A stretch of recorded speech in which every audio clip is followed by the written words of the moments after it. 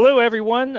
Thank you for joining us for today's webinar. We're going to get started just a minute late because folks tend to flood into the meeting at the last minute here. So if you could just stand by, we will be back with you in just 1 minute.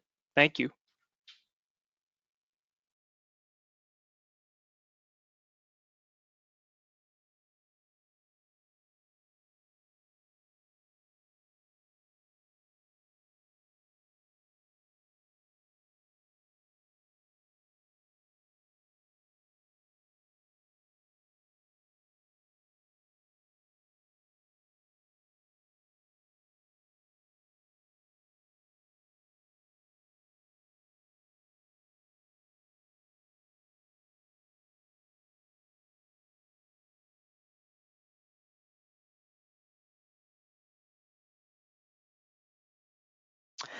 Good morning, everyone on the West Coast, and good afternoon for folks here on the East Coast and everywhere in between.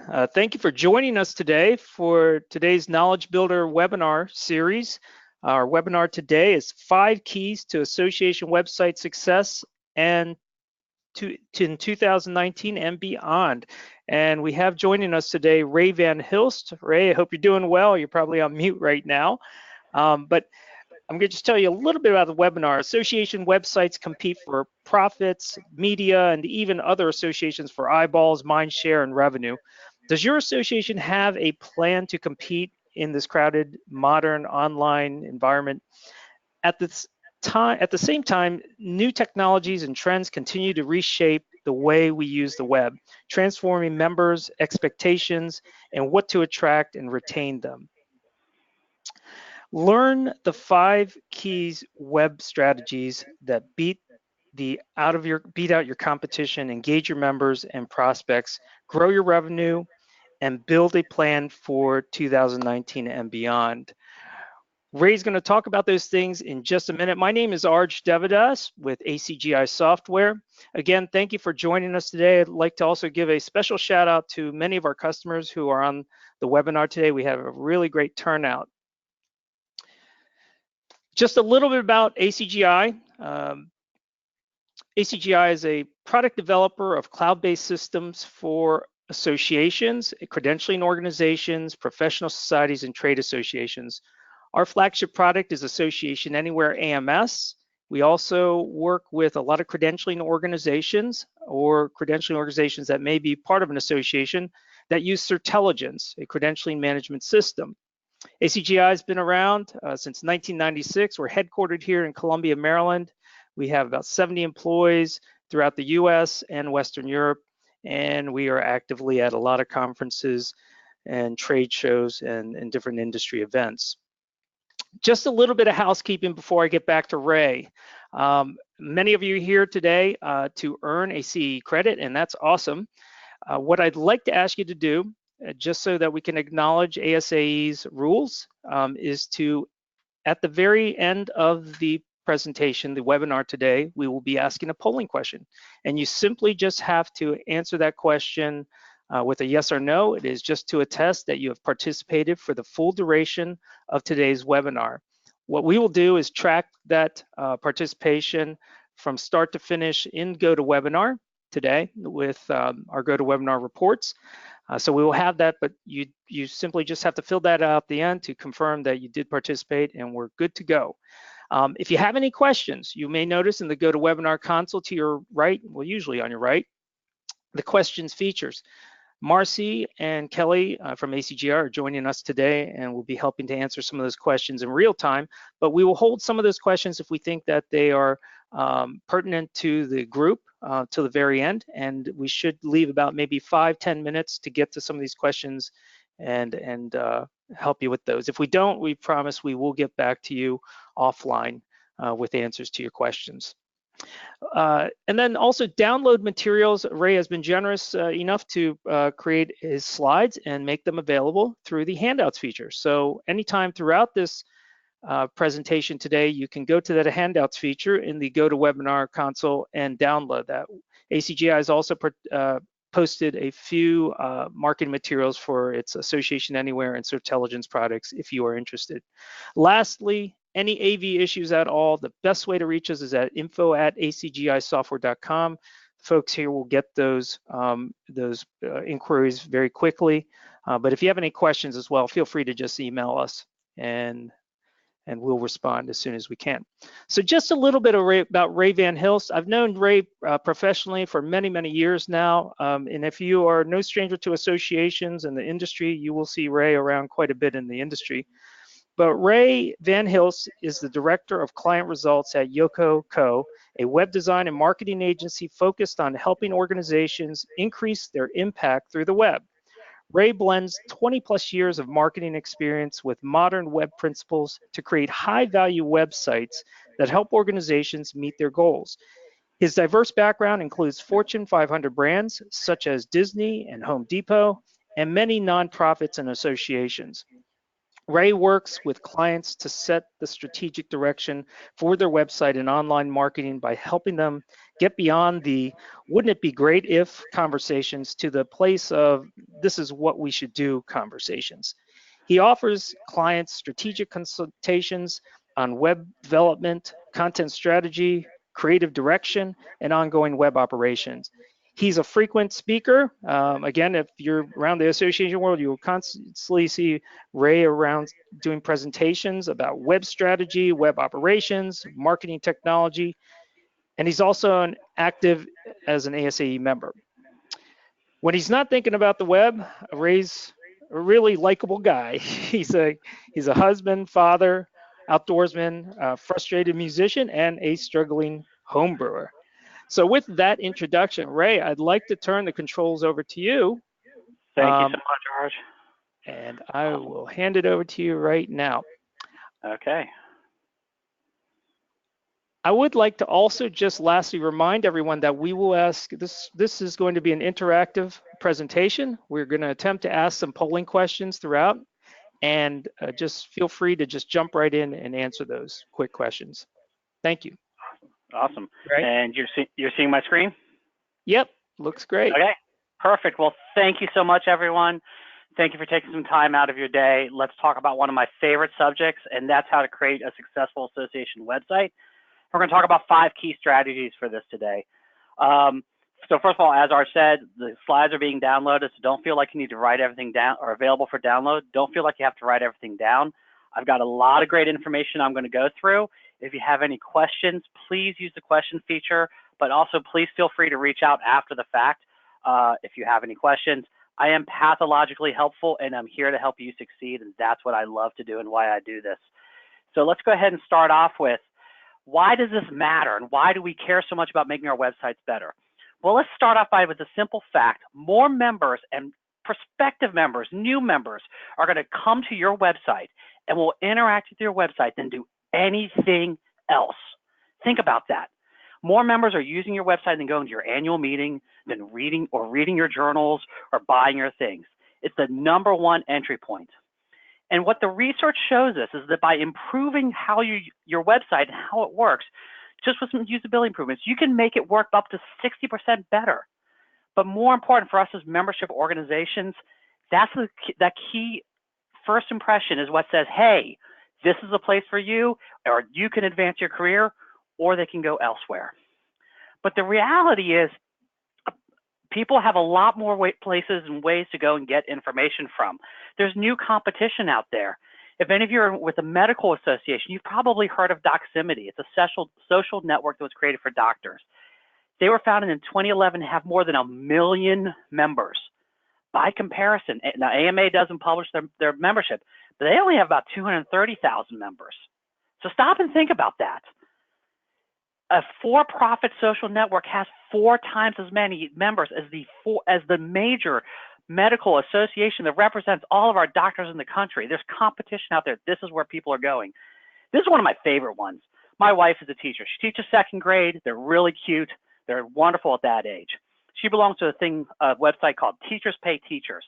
Think of this as the teacher version of a resource library. Teachers upload resources, and then a teacher can buy it. Like, oh man, I'm looking for a worksheet on how to add apples or something like that. She goes in, she downloads it. They have 4 million active members. Now, here's the crazy thing about that, because Since she's a teacher, I fill out my taxes. I figure out how much she spent on as a teacher on supplies. She spends on average $300 a year on this website downloading resources. At the same time, she is not a member of the National Education Association.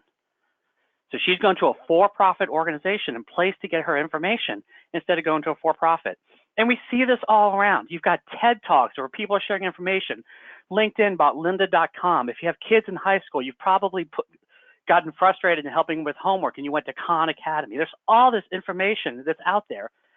And we want to make sure that within that world of what we're competing against, that our associations, that are thought leaders, you are the industry experts for what you do. How do you stand out in that world? And how do we make it go? That's what we're going to talk about today. Okay? So, but before we jump in, this is the polling questions we were talking about. Let's go ahead and do a little polling questions. So we got a couple questions we're going to ask, and Art's going to throw us up. Starting off with, when was the last time you did a website redesign? Go ahead and pull that in, and let's go ahead and take a look. You know, maybe you're in the middle of one, maybe you've never done one, and you're kind of like, oh man, what's going on? This is an IT project. What does it take a look like? Or it's in the past 3 to 4 years. And we'll give you just about another 30 seconds. You almost have everybody's vote in. Woo, fast voters, I like that. And Ray, I'm not sure if you're going to be able to see the results, but if you can't, I will Okay. I will read them off to you. So just a little bit longer here. Still people voting. Okay. All right, I'm going to close down the poll and I'll share the results with the audience. Ray, can you see that by chance? Yes, I can. Awesome. Okay, so a third of you are in the middle of it. Looks like everyone else. And for the people that have never done one, you're scared and confused, don't worry, we're here to help, and feel free to ask questions. For those of you that have that are in the middle of one right now, I hope we give you some information. That's good to know.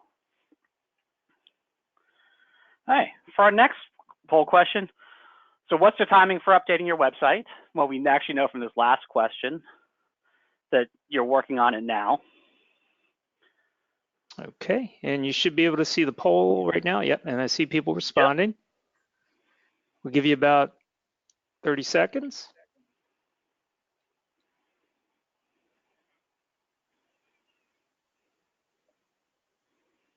All right. Still going. Got about close to 80% of the audience. Okay. Anyone in the next 5 seconds? Okay, well, let's close that poll down and see what we got here. All right, half of you working on something now, the other third working with the next couple of years. 12% of you said just finished and you never want to do that again. I'm going to come back to that one. That's a really, and by the way, I'm going to validate that is a perfectly normal feeling. All right, and our last one is, what are you most concerned about with your website? Okay, so put that up there. Can give you about 30 seconds.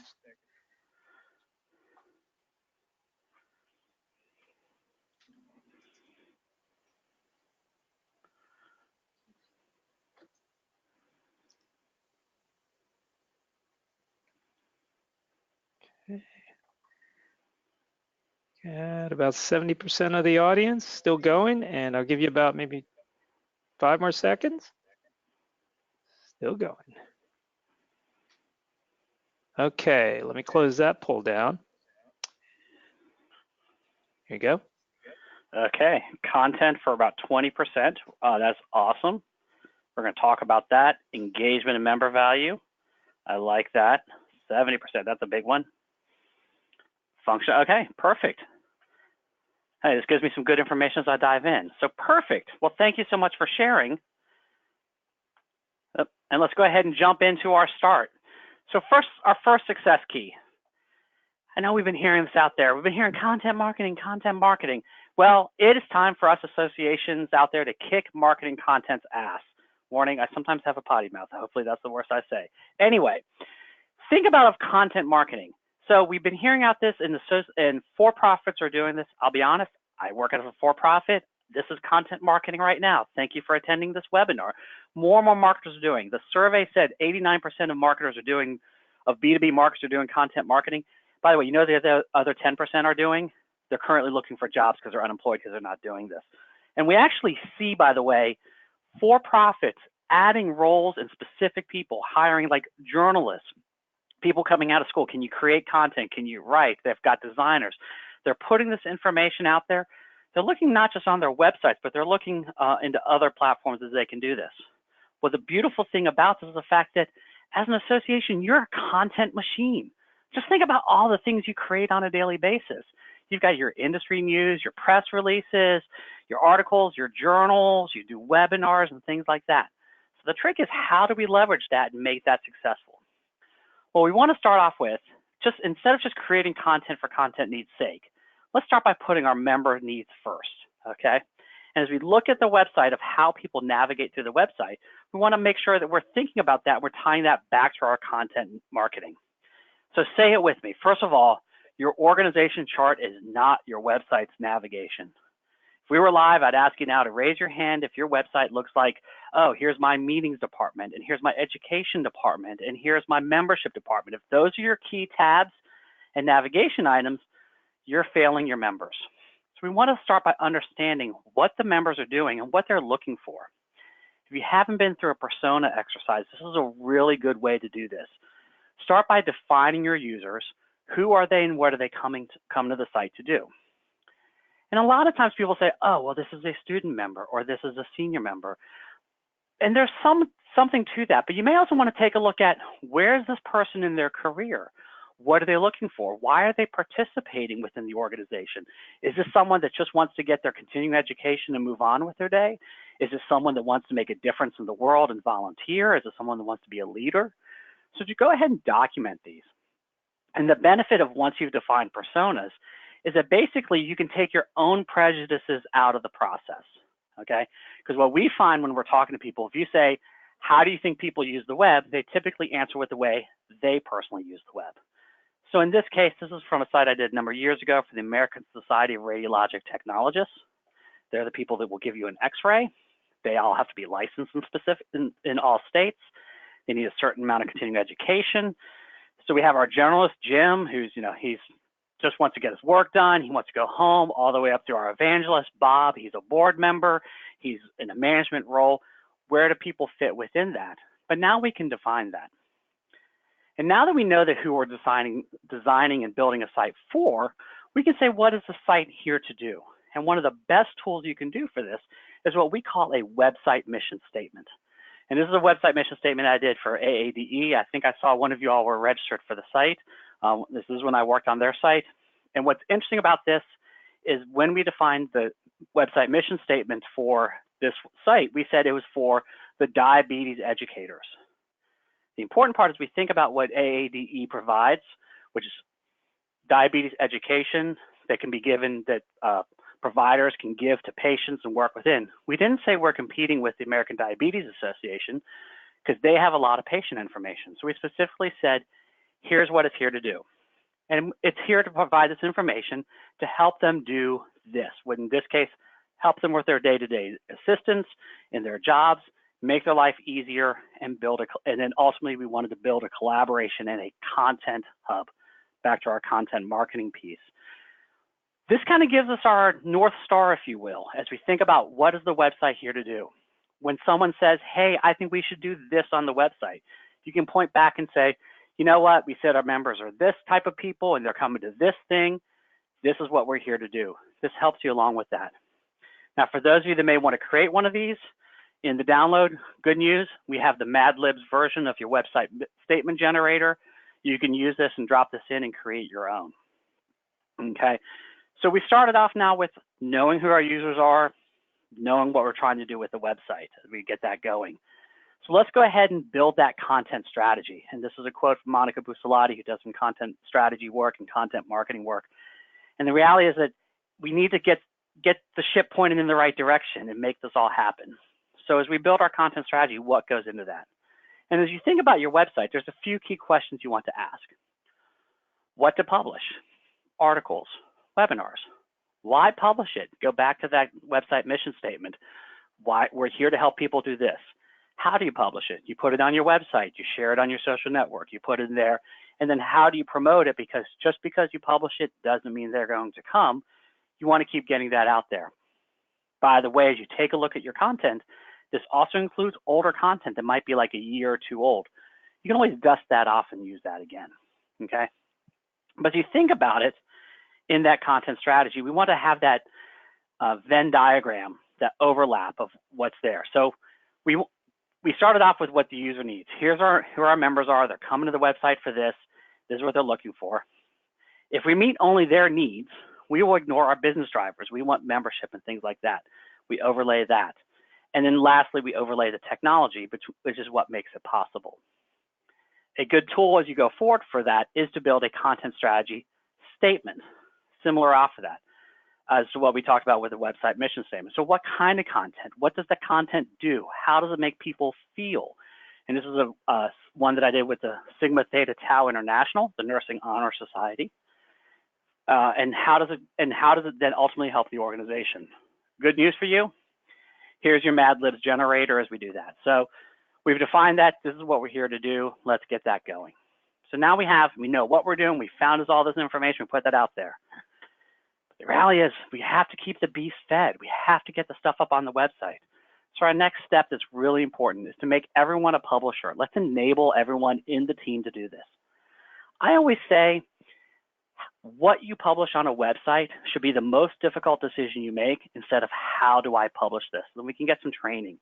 And one of the things, this is a great quote from one of my former clients that said, the simple interface allowed the subject matter experts to create content. And that's really important. As you think about your internal subject matter experts, let them create that and let them publish it as you put that out there. So you might be saying, well, how do I get more of my staff involved? Well, first things first, let's create ownership. I was working with one organization and they were like, we can't get our VPs to create content for the web. So I actually said to the COO, he was venting to me, I said, do you have it in their annual goals? We'll use the website to actively promote their programs. He goes, oh, that's brilliant. Let's create that ownership. Also empower people. If you have junior staff, they're like, man, I want a place where I can make a difference. Great, let's teach you how to publish content. Assign that responsibility. Listen, I'm gonna talk about a RACI chart. And then lastly, that train and support. Depending on the CMS you're using, my company uses WordPress a lot, 99% of our products on that.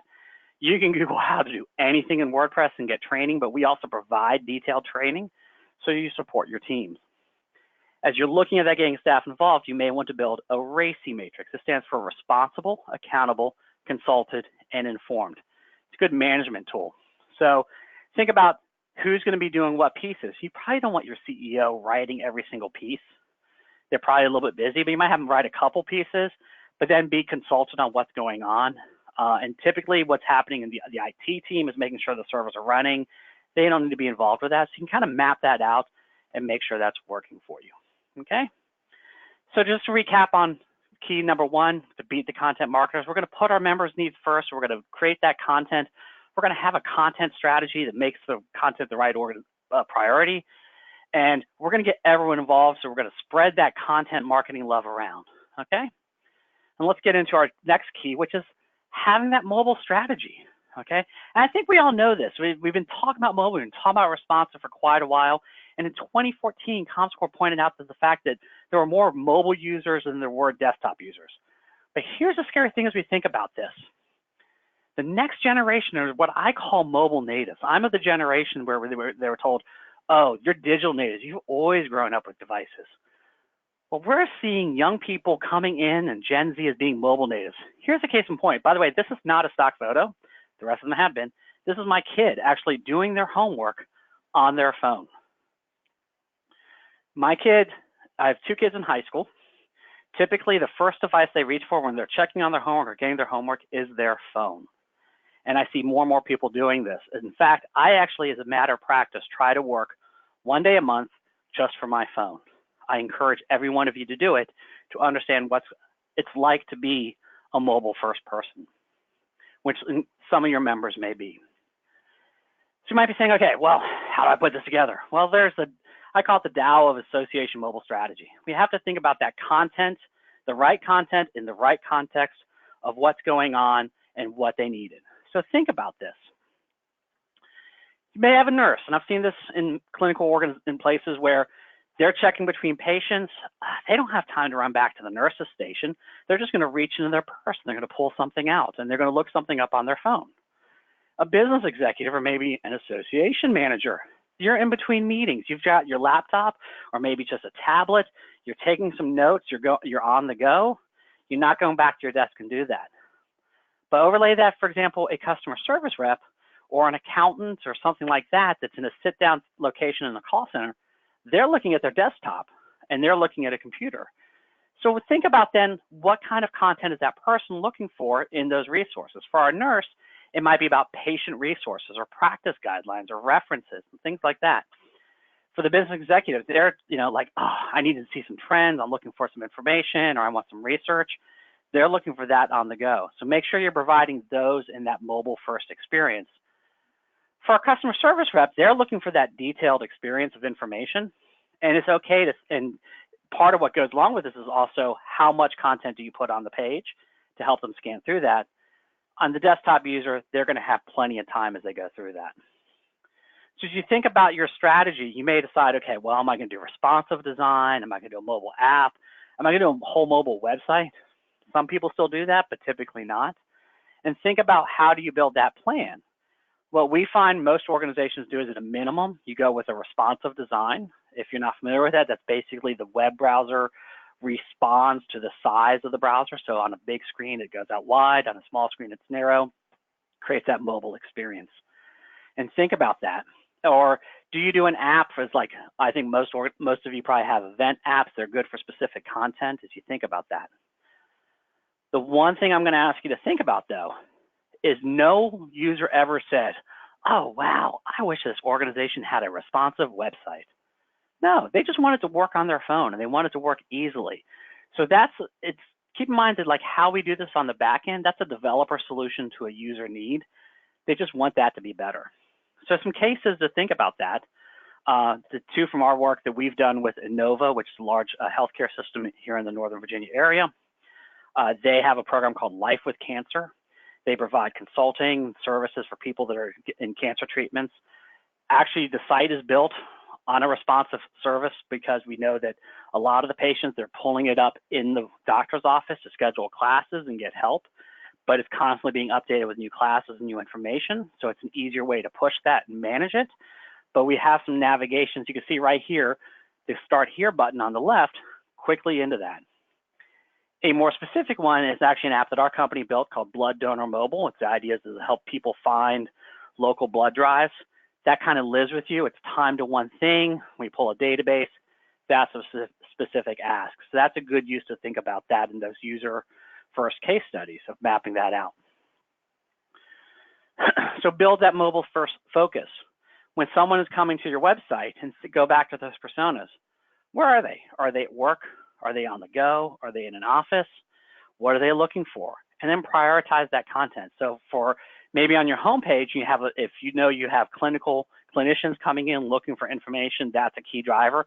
Have a big, easy button that goes, need clinical resources, boom, go to that section, lead them in, and then prioritize that content, okay? So as we wrap this up, we want to think about that mobile strategy. The mobile strategy has to be part of your overall web strategy of how people are coming in, but balance that the right content in the right context. Remember, at the end of the day, users don't care what technology you're using. They just want it to work, okay?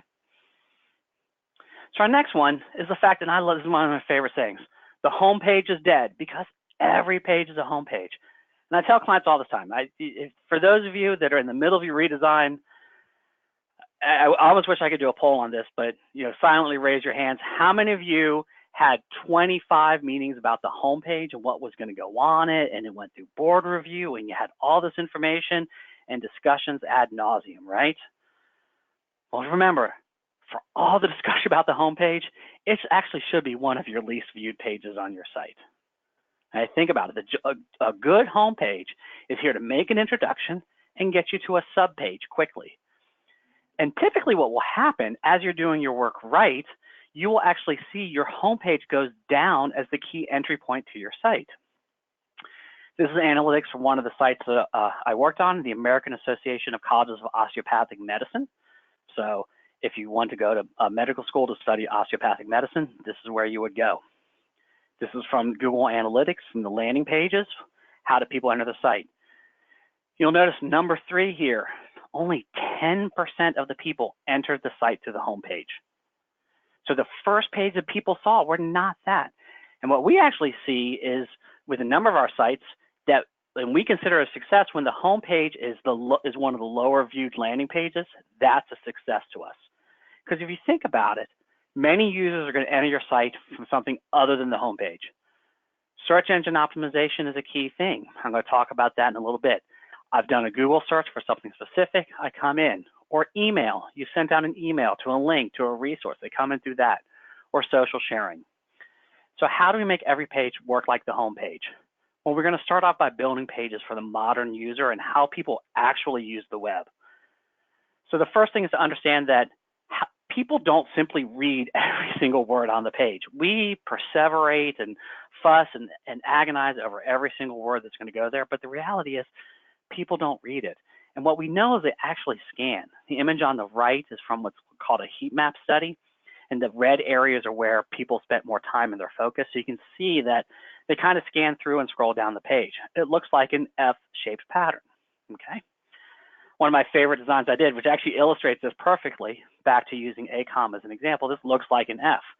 We know that people landed with their eyes up in the top left-hand corner. They came down, they scrolled, oh, considering medical school, that was the second piece that had some other information, kept on scrolling down the left side of the page. So we put the order of the information in the priority of where the user's eye was going. So when you're laying out your pages, say, okay, user landed top left-hand corner, they're gonna see my logo, they're gonna jump about halfway down the page. What's the most important thing I want them to know? Is it register now, or limited seating, or advance your career? What is that most important thing you want them to know? And that's where you put that there. I talked about the fact that people don't read. They're scanning through that. So one of my favorite rules of usability for this is from a guy named Steve Krug, wrote a book called Don't Make Me Think. It, by the way, lives in my bag. I highly recommend it. But he says, get rid of half the words on each page and then get rid of half of what's left.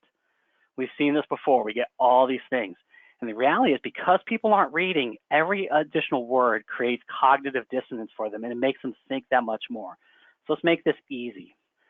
So as you think about that, what are some ways we can do that? For me, I am a really harsh editor on myself. One of the first things I do is I go through and I look for excess words when I'm writing things. Look for other words that you can take out. You know, happy talk. Like, oh, we're so excited to have you here. It's like, nope, let's just jump straight into it sometimes. Instructions, or I mentioned unnecessary adjectives, and then breaking up those paragraphs. Here's a great example. You've probably seen this copy before. You're sending out a questionnaire. Oh, we're going to ask you for all this information. It's going to make the site more relevant, and we have all this information. I mean, stop me if I'm wrong. Is there anyone in the working world that has not taken an online survey at this point? We kind of know how to do that. We've all been doing that. So why are we over analyzing and sharing more information? We're also having here like a whole bunch of asks. You know, we're saying, hey, you take time out of your schedule to do this, and let's keep asking more information. We could just tighten it straight up like this. Boom. Help us answer these questions. And if you have anything more, send to customer service. Now you might be saying to yourself, Ray, come on. I have this awesome content that I need people to know and that they need them to go through. You might be saying, well, how much content is right? Well, think about it of how people navigate through the site. You start at the home page, you see a headline, you go to the next page, you see a little summary, you're going through and you navigate through. There's actually a usability term called a scent trail. If you have a dog, if you've ever been out walking your dog and you watch your dog catch a scent, you see them going through this. The same thing happens to people as they're using the web. They navigate through following the information of where they think they're leading them. And what's really interesting about this is once people get down to this detailed content and they're ready to consume, they come out of search mode and they come into consume mode. And I've seen this firsthand when I'm doing usability tests. You watch the user, the person, they're leaning into their computers, they're clicking. When they find the information they're looking for, they literally lean back in their page, lean back in their seat, and now they start to consume. So help them navigate that through that until they get there. Now, your deep pages, like your search engine, your SEO optimized pages, or something deep that you're sending, go ahead and have that, 1,000, 2,000 words. But the pages of how you're getting to there might be shorter, or maybe you have a summary article or something like that. Link through that. I mentioned the fact that people don't read, and the reality is the fact that studies show that at best, people read about 20% of the words. So think about how do you write these pages for scanning, okay, because that's where people are going. Think about subheads, breaking things up. Pro tip for you, if you format your content in Word or Google Docs using the heading 1, heading 2, most content management systems, when you import it in, it's going to format it just like that. Break up your content with bullets and lists, okay? Use that formatting. One of my best examples I found about this, I'm going to talk about white space strategic images. I should have done another poll here. This would be perfect. I could ask if anyone recognizes this. So Arj, since you're on the phone, I'm going to see if you, I'm going to call you out. Do you recognize this piece of literature? Whenever I find myself going grim about the mouse? No? No. What if I told you the first line was "Call me Ishmael"? It sounds familiar. Okay, so Melville wrote this great book called Moby Dick. Like Moby Dick, exactly. We all read it. Thank you, Kelly. Awesome, awesome book. But it's really, his words were so long. Well, if we're going to write this in the modern world now, we would just break it down to something like this: I must go to sea when I'm depressed or melancholy. We have a bullet list. We break some things out. Full disclosure, I have the link down here. I'm not smart enough to come up with this. I actually found this at ClickZ, great website. But you can actually see the difference between something that, quite frankly, think about your content or a piece of something that someone gave you. This gets glanced over. I'm not going to read it. This gets scanned and I take a look at it. Okay? So it's a good way to break up that content as you think about that. I mentioned pictures briefly, and this is where we see this more and more, that pictures matter. And we really see this in the social media and social web, of where pictures are driving that engagement, pulling things back. And we know, by the way, that content with photos gets about 94% more views and is more likely to be shared. So go ahead and grab those photos and think about ways that you can use them. An easy one, this is a site that we did for the Animal Welfare League of Arlington, one of our favorite clients. We got staff photos of everyone with their pets and showing that, so on your pages, bring in those staff photos, create that connection, create your member photos and things like that. Use the photos also to tell a story. One of our clients is the Coalition to Transform Advanced Care. So dealing with like the issues around advanced care, how do we get those images in there? Be strategic about how you find them, use them to tell that story and put that together. Great opportunities when you go out to meetings, make sure you're hiring photographers to get those photos. When you're doing your Capitol Hill visits, the grip and grins and stuff like that, even including like a photo if you have a guest post by a member, include their member photo and think about that. If you really want to up your game, take a look at using video for better engagement. And studies are showing that people stay on those web pages a lot longer, then take a look at that. And something that I see organizations doing, which I kind of disagree with, is they're like, oh, we have a content type of articles and publications and video. I would actually recommend put the video next to the written content and help out with that, because it's just another way to consume that content. And what we actually see in our research is that it can increase those conversion rates by 80%. So some ways to do that. Blog posts and articles are an awesome way to put that together. Using webinars, like this is going to be recorded and put that out there. I'm going to mention blog posts and articles. So here's a good example. This is I grabbed this image from our website. This is an article that we wrote about how often should you redesign your association website. You can see there's a video up at the top. A little trick for you, what we do is we actually sit down, we have this program we do with our clients. We'll map out like 20, 30, 50 topics that could be articles or blog posts. Set up a camera one day, we rotate the client through, we can record all of them, 40, 50, whatever. All that content is now in the can. We can go away, we can transcribe it, turn that into an article and put that out. So a tip for you if you want to do the same thing, you want to have member created articles for your newsletters, at your annual meeting, recruit people to come in and say, hey, can you talk for about 2 minutes about something, about a topic? Boom, you have that information. You can put that in there, create that content. We've also found out, by the way, that having the video on the page increases engagement instead of separating it from the article. So that's a good way to do that. Likewise, your chairman's message or members' messages from your leadership, a quick video thing. And some of these are produced, but some of them don't have to be. They're great tools for capturing screen video. One of my favorites is a tool called Loom, L-O-O-M. Great one. You can just do a screencast with that and capture information as you put that. Embed that in your website. And lastly, we're seeing this more and more, and it's a real engaging tool, is to use video in the homepage of the website. Because this webinar, I don't have it pulled up, but if you go to amazonteam.org, one of our clients, the Amazon Conservation Fund, they've got this awesome drone footage they shot of the Amazon and the areas they work in. Great way to create engagement and just really create some energy around that. But that's embracing that video as we take a look at that. Okay. Thinking about search engine optimization, though, I said, every page needs to be optimized. Let's go for that. So we think about how do we put this content into the site? How do we get it in there? So the first thing to think about is creating those destination pages. So we want to create then I could do a whole other webinar on this. So if you want to talk offline about it, let me know. But we create what we call pillar and cluster pages. So basically your pillar page is the core topic page about something. And then your cluster pages are other areas around this. So a good example of this is one of our clients that's the American Association of Endodontists with a great patient area. One of their main pages is what is a root canal? If you've had a root canal, you've met their members. But we have a whole other series of pages that are about other areas related to a root canal that then link over to it. What this does is it basically makes sure that we are passing what we would call that SEO juice to this core page, and we're pushing it up in the search engine rankings, and we're helping along with that. We're actually doing some work with AAE right now on SEO to help them rank better for specific terms. We found that WebMD and Mayo Clinic were outranking them. We were like, I don't like that, so we've been doing some work. We've actually increased their search traffic by about 30% since we started the engagement with them.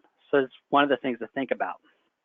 But when you're looking at the page, one of the things you may say is, well, how do I do SEO on this page?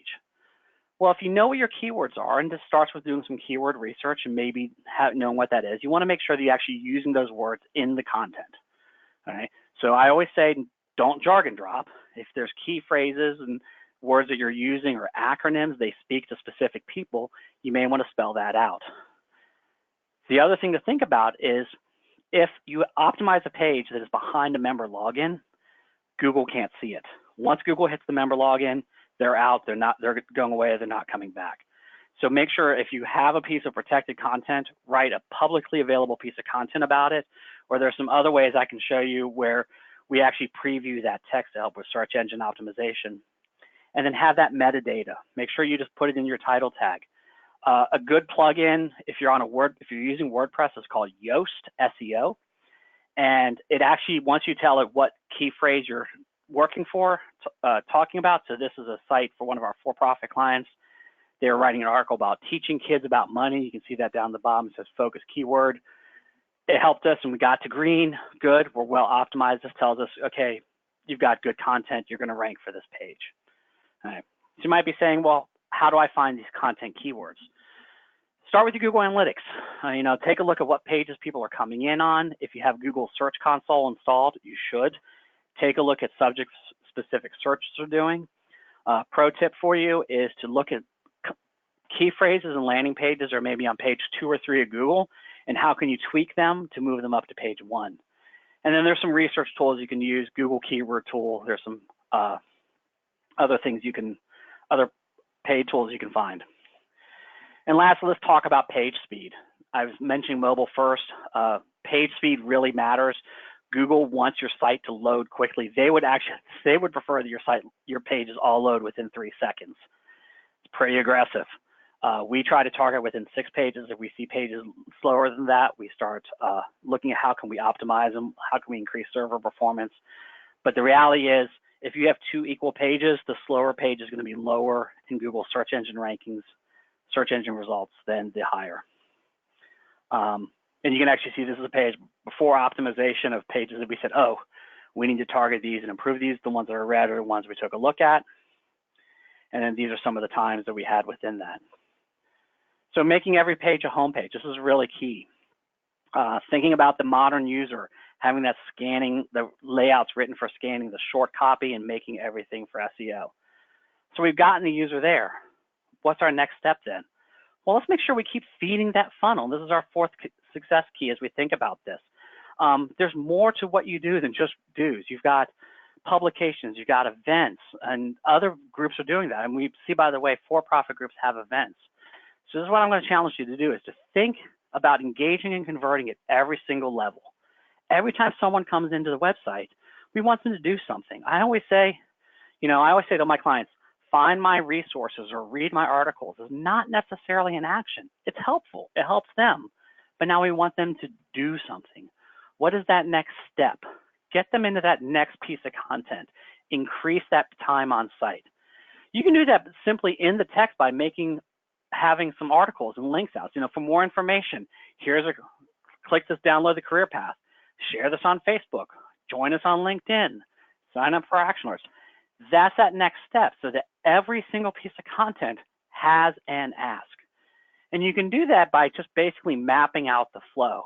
Someone comes in from here, where do they go? What's the next piece? And how can you use your content management system at that point also to increase that engagement and get that information out there? So one of the tools that we use is actually what we call the conversation spectrum. And this is really helpful as you think about different pieces of content.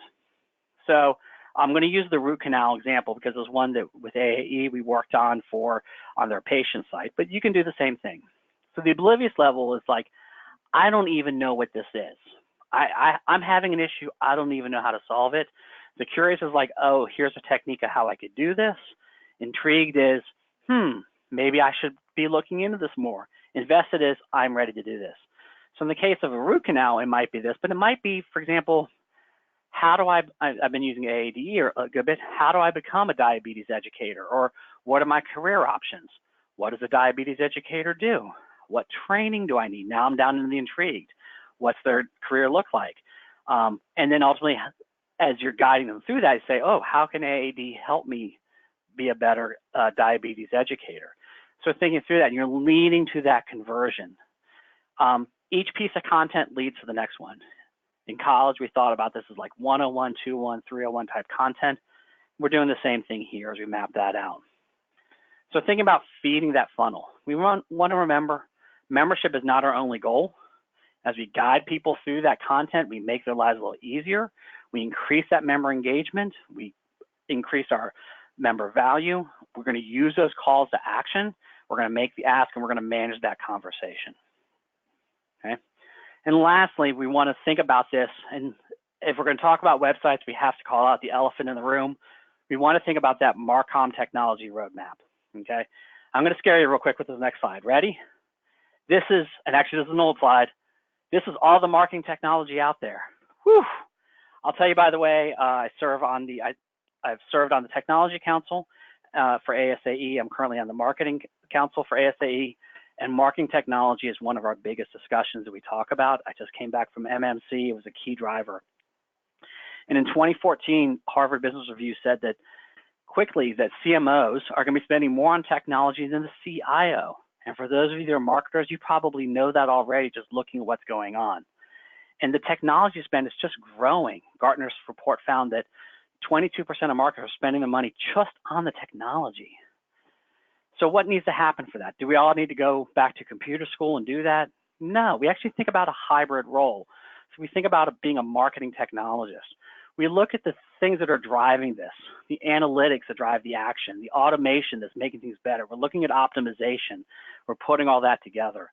And we're just kind of changing our brains to think about what's that next step and what tools am I using to drive that and how am I picking technology. But the other thing we want to realize is the fact that technology changes very quickly. Scott Brinker writes a blog called the Chief Martech blog. one of my favorite blogs, and he just points out the fact that technology is going to change faster than we can respond. And I'm going to pause because I want you to think about that, because you probably just had an existential crisis. Said, holy cow, he just said, I can't keep up. And you're right, you can't. And I want to validate that that's okay. Stick to what you understand of how you know, and adopt the technology that works for your organization as you do that. And how you do that, as you think about this, is becoming that marketing technologist. You think about, okay, what sorts of IT questions do I need to ask? I need to ask about uptime, security. Okay, IT team, what are the things I should be worried about? But more important as marketers, we want to think about what are those marketing practices? How do they help us convert? How do they help us measure and track? And there's a little bit of left brain, right brain that's going on. But the way that you keep that going is to just manage that change and stay flexible. Keep asking yourself, how does this help the customer and how does this help the member? So when a shiny new object comes along, I'll be honest, one I've been looking at right now is artificial intelligence. I've been doing some work within that. I haven't really adopted a lot because I can't see the point where it's solving a member or customer need. Is it making things better? The other piece is making sure that you have that agile approach. We're living more and more in a world where you can swap out your tech for one system for another. So when something new comes along, you can do that. So think about those phases and being willing to experiment, adopt something new and try that out. So typically what will happen is people come to us in the middle of they're like, my AMS is old, my CMS is old. I was actually talking with Arch about this yesterday. I always say, please start with your AMS and then come talk to me for your website. But you may want to take a look and say, okay, how do I grow into this? What are my phases of how am I going to get there? So build that roadmap. And I think it's really important to think about the fact that you need to grow into your technology, particularly if you're making a big jump in what you have. This is a quote I found from a user experience person, just said, people don't have the capability to dive into every tool. Just because your technology can do everything doesn't mean you're actually going to do it. So as you think about that, think about your team that you have ready. So I use the example, don't go out and buy a Maserati if everyone can only drive a Toyota, okay? And that's okay. Think about that. Think about your data that you have. And as I just indicated, have that solid CRM and AMS infrastructure for your core data. I realize that sounds weird for the web guy to be saying that, but that's really the core of it. Once you figure out how that goes together, you can then say, okay, where do we need to go? I did some great work with PCMA a few years ago, and Jason was pointing out the fact that they needed a CMS that allowed them to change without having to reinvent the wheel every time. So what they were looking for when we implemented the tool for them was say, okay, how can we add features in? We don't need everything at the right time at start. Can we start with something we go in? So think about that scaling of your technology to put that together. I was actually having this discussion with someone earlier this week. Being prepared for what's next is really key, and I think AI is going to be changing a lot of how we're going to be doing things. It's not going to replace our jobs, it's just going to change how we're doing it. Voice content and context. How many of you have one of these big listening devices in your home? So we know that people are doing more searches. I mentioned the point though that, and for those of you that said, I'm going to harken back to our quiz of the people that said they just finished a redesign and never want to do it over. This is where we get into that process though, as we think about our technology and what's happening and growing into our tech, of what we call growth-driven design. Now pause here to just, let's think about the way we go through website redesigns. Typically what happens, we do this big project, we let it sit for a few years, we get frustrated, the board complains, we do the project again, right? We blow it all up, we start again. And we go through that process and pretty soon we're all stressed out. But instead, one of the things that you can do is approach this growth-driven design mindset, both with your technology, your content, and your enhancements, of just making progressive enhancements. Okay, here's my new KPI, here's my new goal for my board. What do I want to do? How do I measure against that? Maybe I do a test, I do an improvement, I test that, and I repeat. What you will find over time, by the way, is that through each phase, these phases, you will end up basically redoing your site, but you're going to do it in a measured pace where it becomes part of your everyday role, and you will stay on track with the technology and the content and everything, rather than having a big burn it down and start all over scenario every few years. And particularly then going with the MarTech roadmap, it helps you build on that as you go through there. So to recap, is thinking about building that Marcom technology roadmap. We want to think about the role in how you're doing marketing now. Think like a technologist and embrace that. Select that technology you can grow into. You know, you don't need the overpowered system necessarily right away, or think like, okay, I can use this in a few years, I can do that. Have a roadmap. Don't try to do everything at once. I'm going to use the example of someone comes to me with doing an AMS and a CMS implementation at the same time. I always joke with them and say, how's your drinking problem? Because it's going to get worse. Do the AMS first, come back and do the roadmap, then add in your LMS, have those things so you can do that. And then once you have those core pieces in place, we can talk about making progressive changes and keep going and making that commitment and keeping you on that path to success. So speaking of success, I'm going to wrap up. These are our 5 keys to association website success. We're going to start off with content marketing.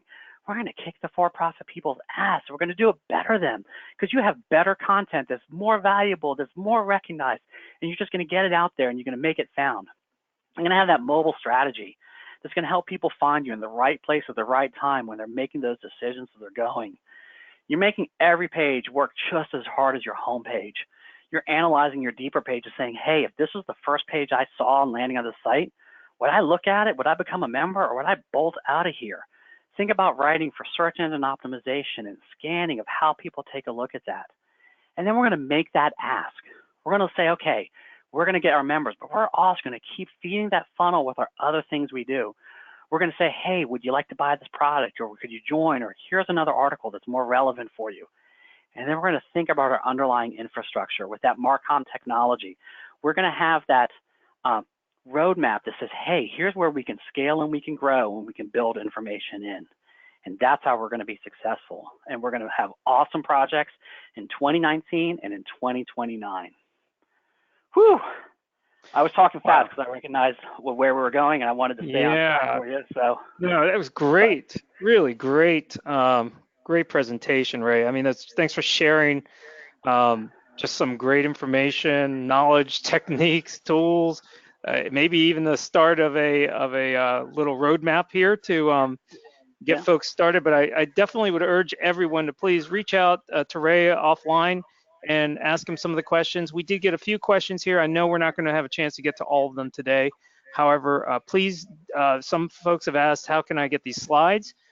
Actually, Ray has posted them to the handout section, so you can download them in a PDF. You should be able to, see pretty much all that information and those really nice templates he created, including the RACI chart and gosh, all this information. I thought it was wonderful. But if I can ask you just a few questions with some time remaining here, and then again, those of you who are participating to receive a CAE for today's webinar, please stay with us, and at the end I'm going to ask you to just answer a polling question. Ray, I'm going to just shoot you some questions if that's okay. Yeah, fire away. All right. So in regards to photos, do stock photos work to engage individuals in content as well as photos taken by a professional photographer or by staff? Professional photographers and staff photos will almost always beat out stock photos. And you also run the risk of not having the same photo used twice. I used to collect a folder, used to have a folder on my computer of silver-haired businessman that was a member of approximately 20 associations because I found them all over the place. That's the danger you run into. That being said, if you're going to use stock photos, there are some really cool tools that you can use. Canva is one of my favorites. Tweak it just a little bit. Make it yours, crop in, make it unique, but also make sure that it ties into the content. Okay, great. Thanks, Ray. And thanks, Michelle, for that question. Hey, I just also want to remind everyone that we will be sending a link following the webinar. It is being recorded today, so you'll get a link so that you can actually watch it offline or even share it with others that may have missed today's webinar. Next question is, this one's a little bit long, but I think it's a good one. So our organization is a regulatory association. While our primary members are licensing boards, we have other members such as CE provider, those who need to take the licensing exam, universities seeking accreditation. Since our member personas are so, emphasizing so, different, where do you even begin? By the way, right now it is set up to handle our different types of services offered, I guess, as opposed to those personas. Hmm. Did you get some of that? So, yeah. So, what I've done with clients who say that, and this is a classic of like what our members and our key audiences are organizations or businesses. I always point out the fact that individuals still belong to those and still make the decisions. So as you take a look at that within, like, for example, a university body, who's the key person that's coming to that? What are their pain points? What's their look like? And then creating content to do that. I would recommend start off with 2 to 3 to 4 personas to start broad, and add and update your content as you go from there. And then as you master that, then you can start building and defining other personas and answering information around that. I'm going to just take one more question. I know we're a little bit over, but we got a lot of them, so I would like to ask, because this is a question of mine too. How often should I redesign my website or do an overhaul like you've described? So we find in the for-profit world, that is about every 2.5 to 3 years, 2 to 3 years. In the association nonprofit world, it's about every 4 to 6 years. What I think is key, what I think is key, and I'm still surprised of clients that have like on designs that are 10, 12 years old. What I think is key is to find a content management system that is going to allow you to constantly be updating and have the same infrastructure. And then that goes back to that point of growth-driven design, that once you're in that new infrastructure, you can periodically be tweaking and changing. And like, for example, taking a look at your member needs and updating, for example, the homepage once a year, you know, or maybe some layouts and putting information in like that. So that's kind of a it depends type scenario, but you know, I hope that kind of answers it. If anyone wants to discuss that specifically, feel free to reach out and I can guide in your specific situation. No question. It's one of the top integrations that we have as an AMS vendor. Websites tend to churn, just like you said, 2 to 3 years, at least for a redesign. So very, very common. Hey, our time is up, and we really appreciate all your time. For those of you who are not seeking the CA, please, thank you very much for joining us today. I urge you again to download all the materials that you can from the GoToMeeting console here in the handout section. Just want a quick plug for those also who have enjoyed these webinars. We've had some really great turnout. Just know that we have a whole fall schedule coming, but there is one more that we will do this summer, and then we're going to take a little bit of a break. 15 key rules for managing your organization's data. I would like to thank Ray as well for joining us today and participating. It's always a pleasure to have you present. And you may even see Ray at the Knowledge Days conference. This is for our customers who are joining us today. Quick plug, Knowledge Days is on May 31st to June 2nd, 2020. That is 2020, that is next year at the Renaissance Baltimore Harbor Place. Registration is now open. Please sign up for that. You'll see some really fantastic content, including up to CAE credits that you can earn there with presentations like Ray. Now, here is the last final obligation. Again, Ray, I want to thank you for your time today. Thank you very much. Thank you so much. Thanks for having me. You got it. All right, folks. So I'm going to put up one more polling question, and the answer should be pretty simple for you, but I'll leave that up for about 2 minutes here.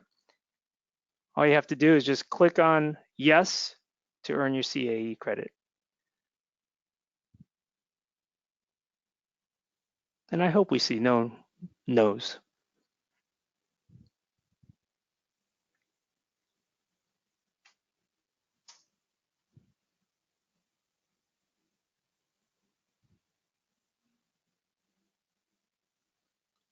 Okay, got 92 folks, 92% of folks who've responded. It's still going, so I'll leave it open.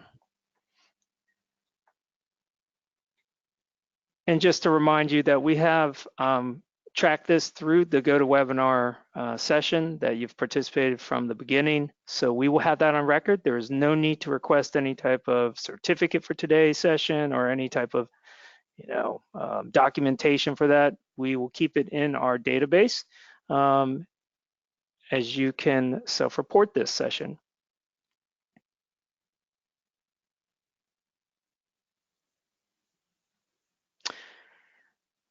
On that note, I'd like to thank you on behalf of Ray Van Hills from Yoko Co, Marcy, Kelly from ACGI. My name's Arj Devadas. Appreciate you joining us today and taking the time to spend your afternoon and morning with us. Hope you have a great day, and please go to our website, www.acgisoftware.com, and look for the next webinar to register for. Thank you. Have a great day.